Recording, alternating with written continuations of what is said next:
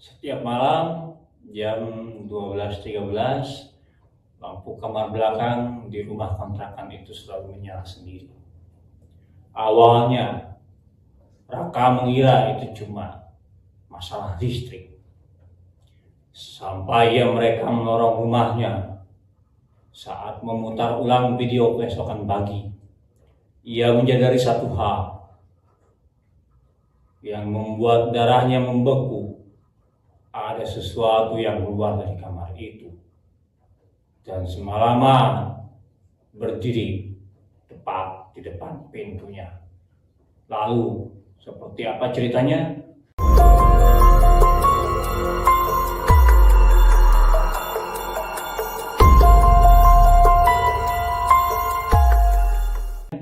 Assalamualaikum warahmatullahi wabarakatuh. Balik lagi bareng gue Fikri Taufik di Rumah Gudang Misteri.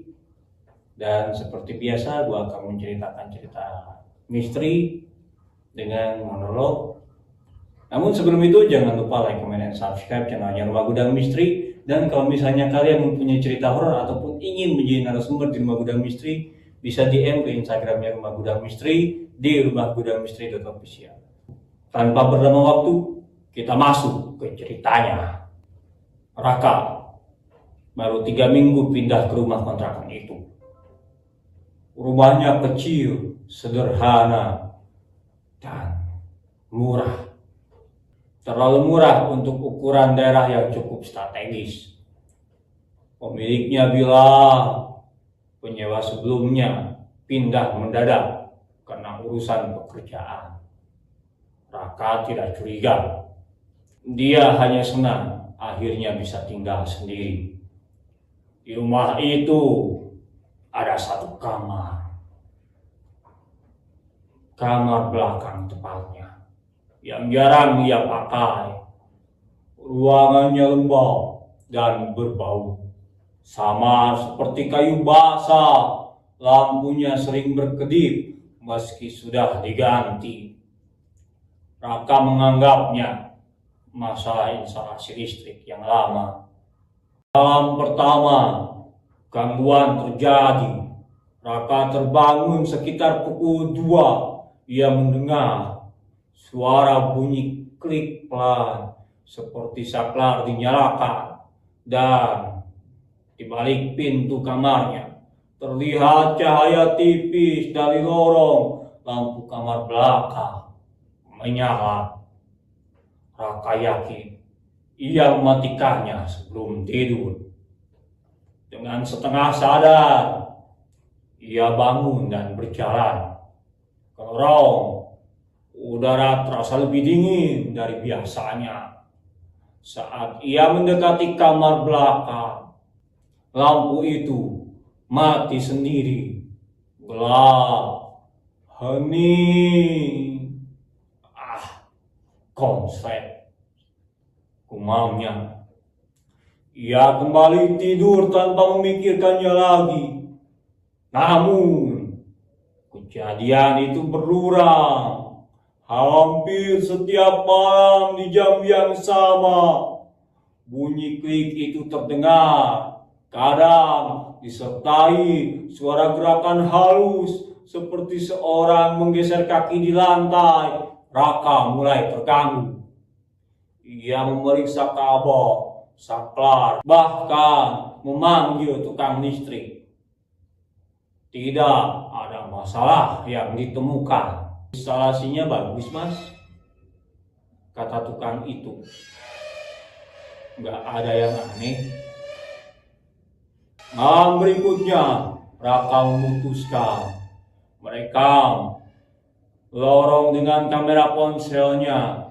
Ia meletakkannya di meja menghadap ke kamar belakang sebelum tidur. Jam 2 lewat sedikit, ia terbangun lagi oleh bunyi klik. Jantungnya berdebar kencang. Tapi ia memaksa diri tetap di tempat tidur. Paginya, dengan tangan gemetar, ia membuka kamar itu. Awalnya tidak ada apa-apa. Lorong kosong, sunyi, Lalu tepat pukul 2.13, lampu kamar belakang menyala. Bukan hanya itu yang membuat napas Raka tercekat. Di rekaman terlihat pintu kamar belakang terbuka perlahan dari dalam. Gelap, pekat, menganga seperti lubang. Dari kegelapan itu sesuatu bergerak, bukan bayangan yang jelas. Lebih seperti distorsi, seperti udara panas yang bergetar. Kemudian terdengar suara dalam rekaman, tarikan napas panjang yang berat, tepat di depan mikrofon. Padahal kamera berada di lorong, tidak ada siapapun di sana. Raka menghentikan video dengan tangan dingin. Ia mencoba berpikir logis. Mungkin gangguan audio, mungkin efek cahaya. Tapi saat ia berjalan ke lorong untuk memeriksa bulu kuduknya berdiri, pintu kamar belakang terbuka. Ia yakin semalam pintu itu tertutup. Dengan langkah yang pelan, ia mendekat. Bau lembab itu kini bercampur sesuatu yang amis. Di lantai, tepat di ambang pintu, ada bekas seperti jejak telapak kaki basah mengarah keluar kamar, berhenti tepat di depan pintu kamarnya. Raka merasakan perutnya mual. Ia menoleh ke pintu kamarnya, gagangnya basah. Seolah seseorang berdiri di sana semalaman dan mencoba masuk.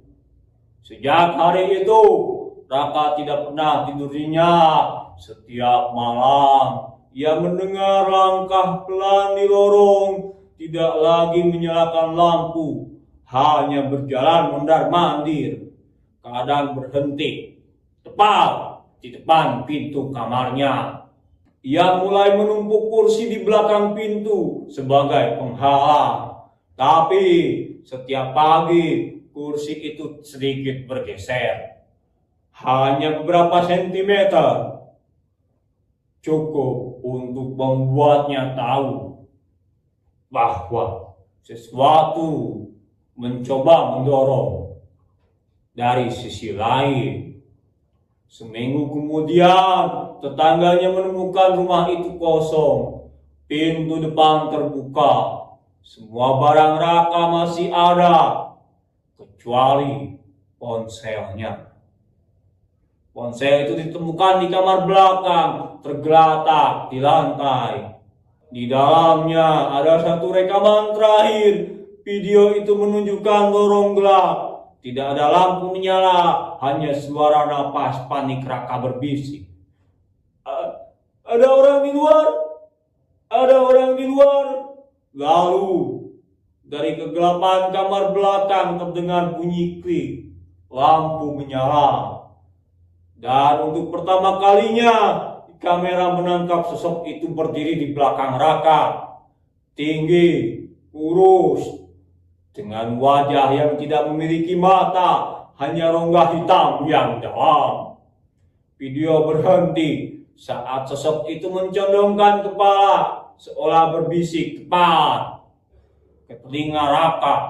Tidak ada yang pernah melihatnya lagi. Namun pemilik rumah tetap menyewakan kontrakan. Dan setiap penyewa baru selalu berkata hal yang sama. Pada minggu pertama, lampu kamar belakang itu suka menyala sendiri. Oke, segitu saja cerita di episode kali ini. Percaya atau tidak itu hak kalian, dan seseram apapun pengalaman horor kita akan lebih seram kalau kita tidak punya uang. Assalamualaikum warahmatullahi wabarakatuh. Sampurasun.